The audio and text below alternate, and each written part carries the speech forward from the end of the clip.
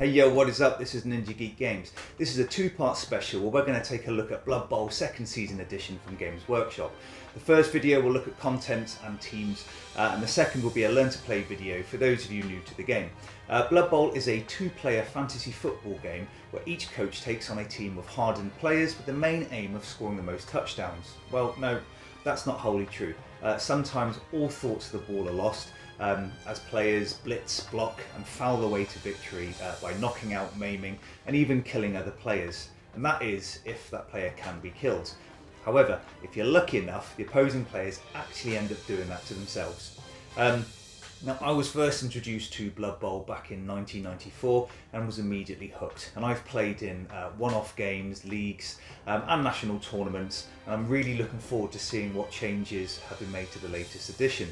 Now, if we take a look at the back of the box, we can immediately see that we have two brand new teams. Now, typically, previous games came with orcs and humans as standard. And now you can expand the game by buying additional teams such as undead, dwarf, lizardmen and elves. Oh, I hate elves. At first glance, it appears that humans and orcs are standard again. However, these are two brand new teams that include the Imperial Nobility here, with new positionals called Bodyguards and a Black Orc team made up of, well, Black Orcs, plus Goblin Bruisers that I'm sure all come with a new skill set. Also, we get a new star player for each team, which was never included in the base game of previous editions, and they are Griff Oberwald and Thraggle Chewer. Not only that, each team also gets a big guy, which is an ogre for the Imperial, and a trained troll for the Black Orcs, and not one, but two referees.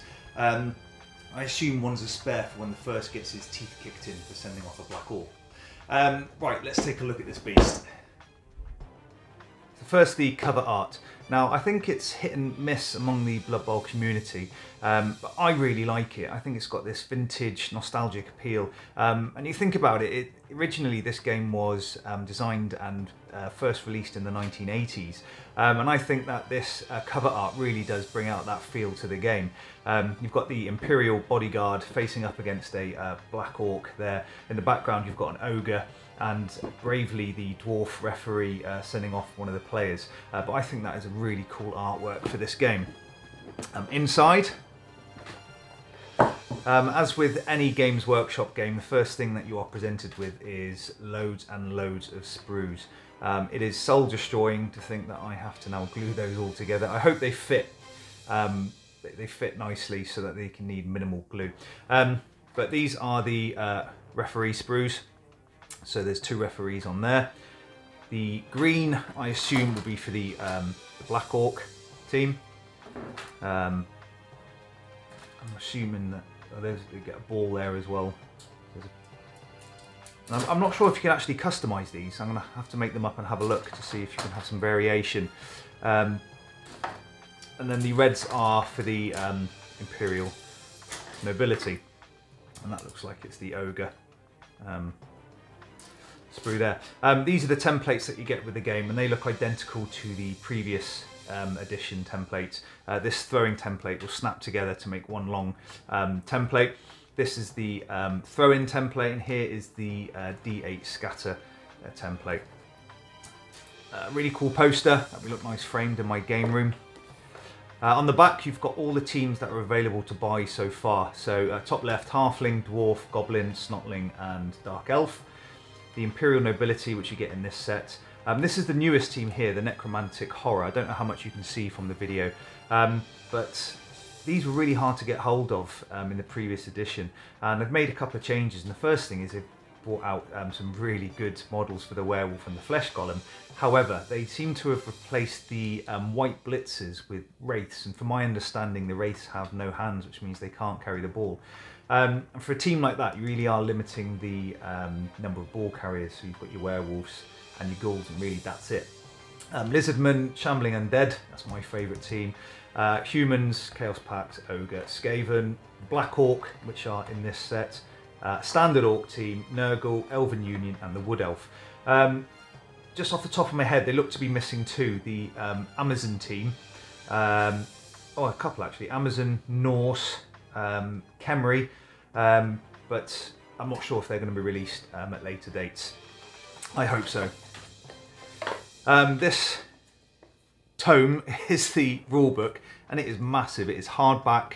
It is absolutely huge. So that's going to take some reading to get through that. Dugout and the pitches sealed here. I'll open those in just a second for you. At first glance, the dugouts, they look really small actually compared to the original. I'll get those out in a second and we can compare. And a pitch, which I think is double-sided.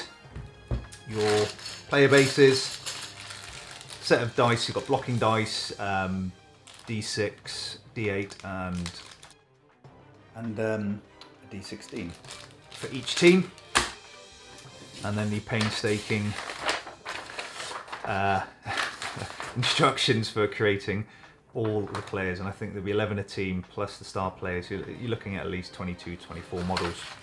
And the decals for the armour. So what we'll do now is just take a close look at the pitch. So this is the astrogranite side of the pitch. I think these squares look identical size to the original version, which is good. I've just used the undead and the orc from my previous set just to show you the size of the squares, and everything looks size-wise exactly the same. Within the skull area in the centre, the square markers are easily identifiable, so there's no problems there. I'll take a look at the grass side. So this is the grass side of the pitch. Again, really detailed. You've got a squashed goblin under a rock here. There's a lot more blood on this pitch, I think, than the original version, and there's a beer bottle over here as well. There's a pair of shoes. The square markers are easily identifiable here. As you get towards the skull, what I did notice was in this area, they a little bit difficult to mark out. Experienced players will know where their characters are, where their players are, but new people to the game might get a bit confused, not realising where a marker for that square is. But apart from that, I'm really happy with the pitch. So on release day, as well as the Necromantic Horror team that came out, Games Workshop also provided a Necromantic Horror pitch. And this is one side of the pitch, which I just think looks really awesome. You've got this pumpkin with the bright green eyes. Now, it's unlikely I'll get the Necromantic Horror team. They don't appeal to me. But I thought I'd get this pitch because I really liked it, and I do know that sometimes when they're sold out, it's just impossible to get any pictures again. I mean, I want the winter pitch that they've got. Can't find it anywhere, and they just go for stupid money on eBay. So I thought I'd grab this now, so I've got a copy for a reasonable price. These are the dugouts that come with the Necromantic Horror pitch. Again, these are double-sided because likewise the board is also double-sided. So you've got like this Twilight version here, and the other version. This is the end zone here. In this one, you know the end zones are at the end, but they are very similar to the board. They're difficult to make out, but regardless, the artwork is absolutely amazing. You've got all these gravestones and sarcophaguses lying around up here. With the base game, these are the double-sided dugouts you get here as well. And as I said, they are really small. I can't see you, you know, getting many players in here. These the turn markers and the reroll area is really small. If you compare it to a dugout from the previous edition, you know, they're half the size. So this will fit on here, and I don't know why they've done that. You know, they're okay, they're decent, but I like these were huge. But regardless, the artwork on here is amazing. I actually do think the artwork is better on these ones than this one. So the official rules is a hardback mammoth book with a cool little ribbon here. And it's, I mean, there's well over 100 pages in here. The first lot is about the lore of the game, for new people, I guess. And then a bit about general principles, bouncing, scattering the ball, how to create teams. And as you go through, you start to get through all the actions. One thing I did notice with movement, you've got a rushing action now, which essentially is the go for it, but they've called it rushing, and they've just updated it here. Also, the images and examples they provide have been updated from the original version, because in 1994 they released the rulebook, and then in 2016 it had the same images as well, and you would have thought they would have updated them. But here they've you know, the colour They've used new miniatures. We've got a bit about blocking, pushing back, what to do after a game, you know, if you're playing a league or tournaments. All the skills, just trying to look to see any skills that I don't recognise. Iron Hard Skin, which means that Claw can't be used on the armour roll against those with Iron Hard Skin. On the ball, I don't recognise that, I'll have a read of that later. Yeah, but all the skills are in here. How about bribing the refs and things. Casualty table, I want to see how that's different, if they altered that. Then you've got all the teams. This is the Black Orc team that you get. So the Goblin Bruisers, they got Thick Skull, which normally doesn't come with a normal Goblin. And the Black Orcs, now in the Standard Orc team, they don't come with any skills. But here they have Brawler and Grab skill. So I have to have a look at what they are as well.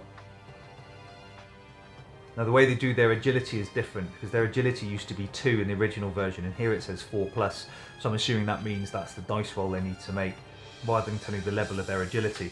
All the teams are in here, which is really good of Games Workshop to do, because in previous editions you had to buy, like in the 1994 version, Sudden Death, and in the 2016 version you had to buy all the Spike magazines and additional products to get all the stats for the teams, but they're all here, which is good. And considering the price of the game, when you get 2 teams, you get 2 star players, 2 referees, 2 big guys, and you know, a hardback rulebook of over 120 pages, full colour with all the teams. That's pretty good going from Games Workshop, and I think that is awesome. There are also 2 cheat sheets, 1 for each player, so they're exactly the same, double-sided. Let's take a look at the miniatures now. So these are all the miniatures you get within the game. It took me quite a while to put them together, because unlike, say, Warhammer Underworlds, these need a lot more gluing and time to put together. Each team comes with 14 players, 2 of which are a big guy and a star player for each team. Now for each of the teams I've done a little bit of customization with the assembly bits I had. For the Imperial Nobles I've got the 4 linemen here. For the 2 throwers I've just turned the ball upside down on one of them, and these wings here are actually the wings from the bird that belonged to Griff. These are the blitzers, and I've just played around with the heads to give a bit of variety to the team. The 4 bodyguards are at the back here, and they're identifiable by a winged crest on the right shoulder pad. And then we have the ogre big guy. And again for Griff I did a bit more customization, so I haven't used the bird. I didn't really like that, even if they are carrying all his medals. And I turned the arm upside down so it looks like he's about to launch the ball downfield rather than have it tucked under his arm. For the Black Orc team, these are the Goblin Bruisers that you get. A little bit of customization there, so I've used some of the face grills you get in the Black Orcs, and I've glued them to the chests of the goblins to make them look a bit more impressive. And for the Black Orcs themselves, I think one's got a ball and the other one's got a goblin head. And I had a spare goblin from another set that I stuck upside down in one of the orcs' hands. At the back you've got Rag Ghoul Chewer and the Troll. And the 2 blue niches at the back are the referees, and you get 1 dwarf and 1 elf. Each of the teams also comes with 2 markers and 4 balls each as well. And the quality in the miniatures is, as you would expect from any Games Workshop game, are just absolutely amazing.